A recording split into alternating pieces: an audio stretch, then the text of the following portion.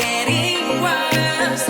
Put your hands swat now. Stick your hands, don't touch hands, no smell. Let me go into all the crowds. Put an end to corona. Take care of your health. Xin chào các bạn đang quay trở lại với channel Đinh Tito. Hôm nay lại là ngày thứ hai, thứ năm hoặc thứ bảy nào đó trong tuần. Và rất vui vì các bạn lại ngồi trước màn hình điện thoại và tivi, máy quay, máy gì đấy để có thể xem Ninh. Ninh đang rất háo hức để có thể quay số này. Tại vì sao? Tại vì là đêm chiều ngày hôm qua thì cái gói này nó mới về các bạn ạ. Đây, cái gói này. Các bạn nhìn đoán xem đây là cái món gì. Đó, nhìn thấy con ốc không? Đấy chính là bún ốc Liễu Châu, nhưng mà là cái loại ăn liền. Cái loại này Ninh đã order cách đây cũng 7 đến 10 ngày rồi. Và nó ship về thì cũng khá là lâu, đợi hơi là lâu một chút. Nhưng mà đợt dịch này thì cũng khó để mà có thể nhận được đồ nhanh được. Thì cái loại bún ốc này Ninh đã thấy rất nhiều bạn review, nhưng không phải cái loại này mà là cái loại mì của chị Lý Tử Thất cơ. Chắc là Lý Tử Thất thì nhiều người đã biết rồi về cái kênh YouTube quá nổi tiếng của chị ấy nấu rất nhiều món ăn ngon. Thế là đêm qua Ninh mình nghĩ là trời ơi, bây giờ mà không có mì của Lý Tử Thất để review thì cũng hơi buồn cười. Mặc dù là mình đã có cái gói này rồi, nhưng là Ninh quyết định trong đêm hôm qua Ninh ngồi search xiết các thứ và Ninh liên hệ để trong sáng nay Ninh có được cái gói này. Ta-da! Đây chính là gói mì của Lý Tử Thất ạ. Cả hai cái này thì đều là bún ốc của Liễu Châu. Liễu Châu là một cái tỉnh của Trung Quốc và cái tỉnh này thì nó nổi tiếng rất nhiều món ăn ngon, trong đó có bún ốc. Bún ốc truyền thống của Liễu Châu được làm từ những loại bún mềm mại ngon miệng, xong rồi cho thêm măng chua, mộc nhĩ, lạc giang, đậu phụ, trúc, rán, kim châm, rau sống và cho nước canh hầm ốc có vị chua cay vừa phải. Sau khi mà Ninh tìm hiểu thông tin ngày hôm qua ở trên mạng thì cái bún ốc này nó không có ốc. Nó chỉ là cái nước hầm ốc thôi. Bề ngoài các bạn sẽ thấy là cái gói bún ốc này của Lý Tử Thất to hơn, gói này nhỏ hơn. Mặc dù cái gói này thì nó đã to hơn cả mặt của Ninh rồi, nhưng mà cái gói này nó còn to hơn nữa. Thứ hai, đó chính là về thiết kế. Thì cái này nhìn nó có vẻ xinh xắn và sang hơn, đúng với cả những cái gì mà chị Lý Tử Thất chị ấy đầu tư ở trong clip của chị ấy. Rất là chi tiết. Còn cái này thì Ninh nghĩ là của một cái hãng nào đấy. Có nhiều loại lắm, nhưng mà Ninh order cái loại này. Giá thì nó thực sự là nhìn thế này các bạn đã biết là giá chắc chắn là sẽ chênh lệch rồi, nhưng mà chênh lệch như thế nào? Cái gói này Ninh order là 34.900 một gói lẻ. Và cái này 75.000 một gói lẻ. Ninh thấy đợt trước có bạn nào order có 50.000 thôi, nhưng mà ai cũng bảo là đáng đồng tiền khi mà ăn cái gói này.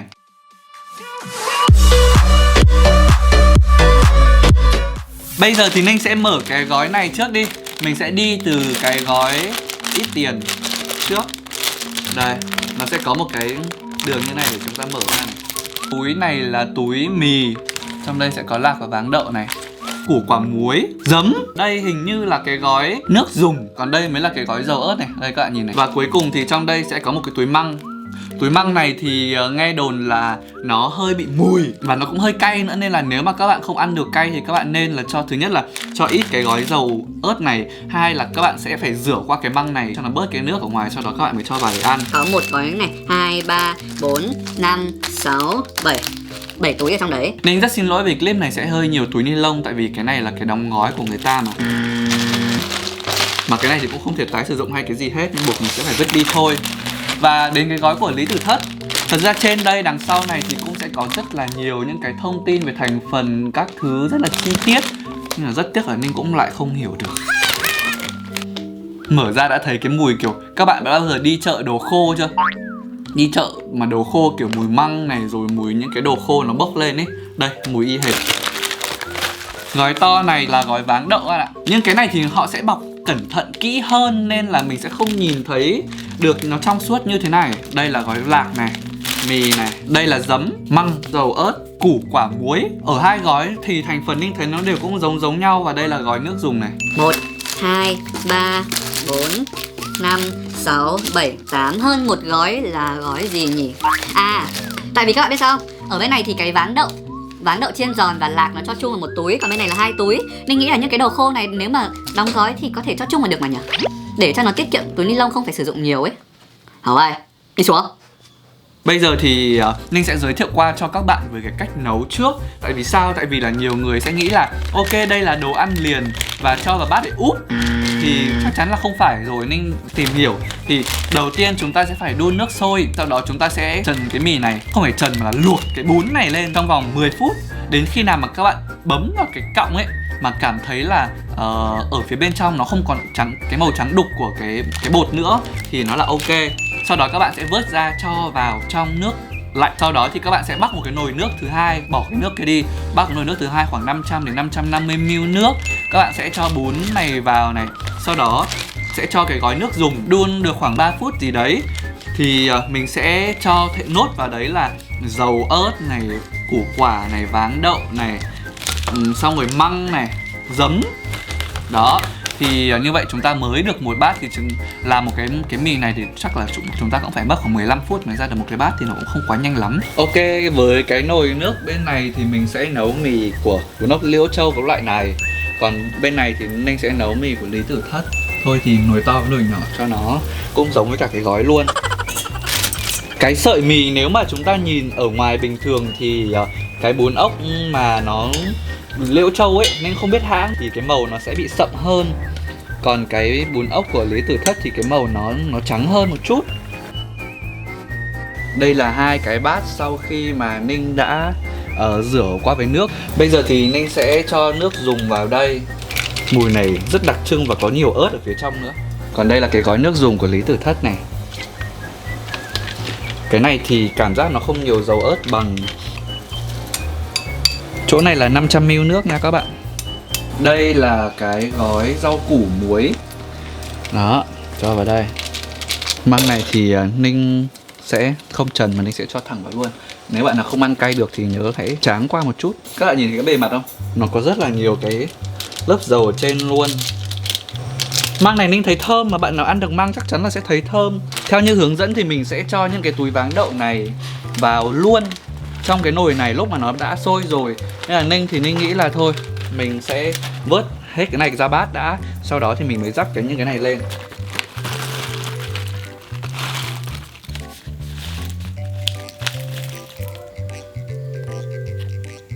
Ok, hiện tại thì Ninh đã nấu xong hai cái bát.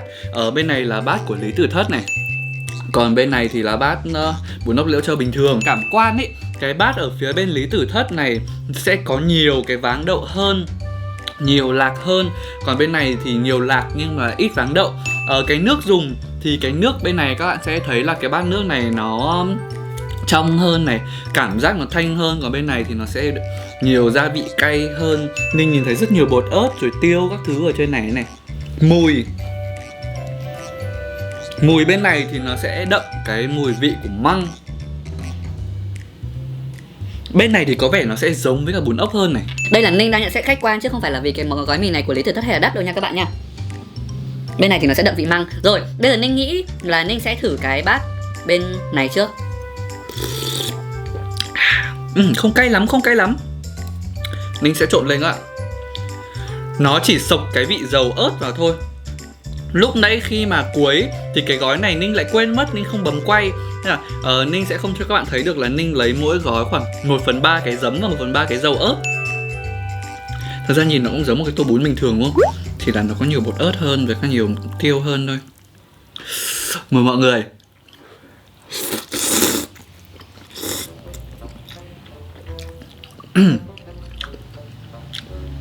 Cũng cay đấy. Thế rồi, lúc nãy ngửi mùi thôi đã bắt đầu thấy ngứa người. Bây giờ ăn cái kiểu nhiều dầu ớt vào thế này nó Ninh sẽ bị mẩn hết cả người lên mất.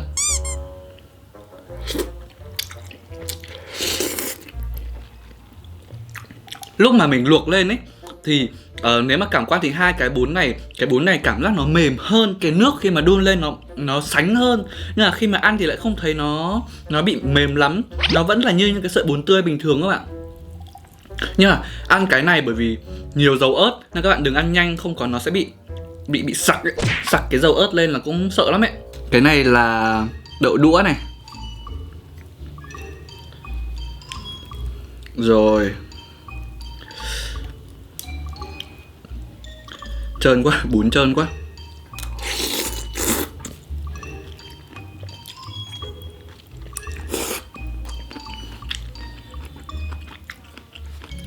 Thật ra ăn ngon đấy. Vị bên này nó thơm mùi măng. Nên chỉ thắc mắc là tại sao bún ốc lại không có ốc. Nhưng mà 34.000 rưỡi một cái gói này thì cũng không phải là rẻ lắm. Nhiều bạn sẽ so sánh là ok, mình có thể đi ra ngoài ăn một bát bún ốc bình thường, nó sẽ tươi và ngon hơn và có ốc thật. Ở đây thì không có ốc luôn. Ninh cũng không biết là cái nước dùng này người ta có ninh từ ốc không, bởi vì bên này thì nó chỉ rõ mùi măng thôi, không rõ mùi ốc. Và cái dầu ớt nó bị át mùi rồi. Và bên này thì cảm giác nó sẽ đỡ cay hơn này. Mình sẽ trộn đều nó lên. Bên này không có mộc nhĩ, nhưng mà cái bát của Lý Tử Thất. Đây các bạn nhìn cái bát của Lý Tử Thất có mộc nhĩ này. Đó. Lạc bên này cũng to hơn và chiên cảm giác cái gói chiên nó cũng nhiều hơn.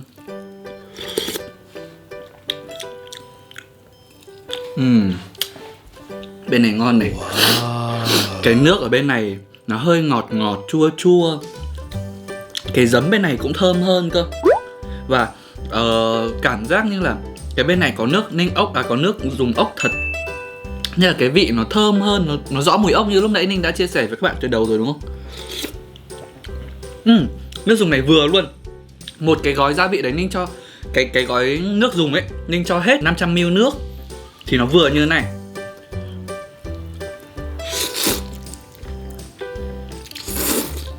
Cái gói bên này bản thân cái nước dùng nó chưa có cay lắm, nên là Ninh cho vào thêm dầu ớt rồi thì nó mới hơi cay thôi.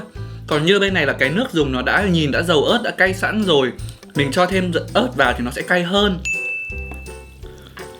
Thế rồi ngon quá, cả hai bát đều ok. Nhưng mà bát này ok hơn. Không phải 19 một 10 đâu mà sẽ là 17 một 10 đấy.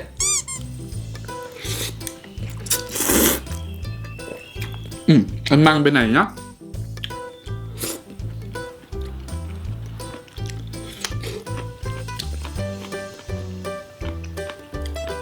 Măng bên này rất là giòn.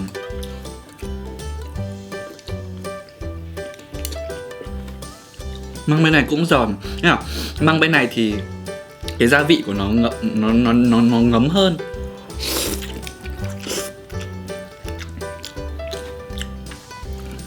Ăn lại bát này Ninh thấy là đợi lấy giấy đã. Ăn lại cái bát này thì Ninh thấy là hương vị hai bát hoàn toàn khác nhau luôn. Phía bên này thì không giống bún ốc lắm. Cái vị ngon nhưng mà không giống bún ốc lắm. Cái này mà có thêm đồ ăn các thứ vào ấy, mình chế biến nước lẩu tây cay Trùng Khánh sẽ ngon hơn. Chứ nó không ra bún ốc lắm. Cái ớt dầu ở bên này cay thật đấy. Càng ăn càng cay.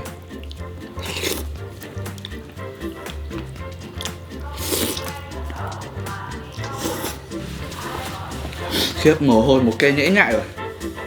Ok, Ninh nghĩ là sau khi ăn uống, review nấu nướng các thứ xong thì Ninh thấy là cảm nhận như thế này. Về vị ngon, vị bún ốc ngon thì bên này ngon hơn. Tất nhiên cái vị này nó sẽ không giống với cả cái vị bún ốc ở Việt Nam mình ăn. Bởi vì bún ốc của Việt Nam thứ nhất là quen vị của mình rồi, nó ngon hơn. Cái giấm bỗng của mình cũng thơm hơn nữa. Cái thứ hai là vị bún ốc Việt Nam thanh hơn. Nhưng mà so sánh nếu mà là vị bún ốc trong hai cái này thì Ninh sẽ thích cái vị bún ốc của này hơn. Nó thơm mùi ốc hơn. Xét về giá tiếp thì cái này lại đắt hơn rất nhiều, đắt gấp đôi cái này mất. Nếu mà xách tay về, còn Ninh không biết là các bạn mua ở bên Trung Quốc thì như thế nào, nhưng mà về Việt Nam thì đây, cái này nó đã chênh nhau một nửa rồi. Nói chung là nếu mà các bạn mua ấy thì Ninh nghĩ là nên mua cái gói Lý Tử Thất này để ăn. Mặc dù là nó sẽ xả ra nhiều túi ni lông, nhưng mà nó sẽ đáng để thử hơn là cái túi này. Ở hiện tại thì bún ốc nó hơi khó mua, thì Ninh nghĩ là các bạn đợi hết hẳn cái đợt dịch này đi. Các bạn gọi, các bạn lên những cái trang kiểu Shopee, Lazada hay là những cái trang bán hàng đồ Đài Loan, Trung Quốc online ấy, thì họ sẽ nhập những cái này về thì mọi người có thể mua để thử xem như thế nào. Ok, còn Ninh thì bây giờ thì Ninh sẽ chọn bát này để ăn nốt. Tại vì Ninh cũng chưa ăn trưa, chọn bát này để ăn nốt. Còn bụng mình sẽ ăn bát này. Còn không thì phí quá nhỉ. Không, Ninh sẽ ăn hết hai bát. Cảm ơn tất cả các bạn đã theo dõi clip ngày hôm nay. Và một lần nữa thì hãy cố gắng giữ gìn sức khỏe để vượt qua giai đoạn dịch này. Và đừng quên chia sẻ clip của Ninh nếu các bạn thấy hay. Còn bây giờ xin chào và hẹn gặp lại. Bye. Em Hầu đi ngủ rồi, đừng bạn nào hỏi em Hầu.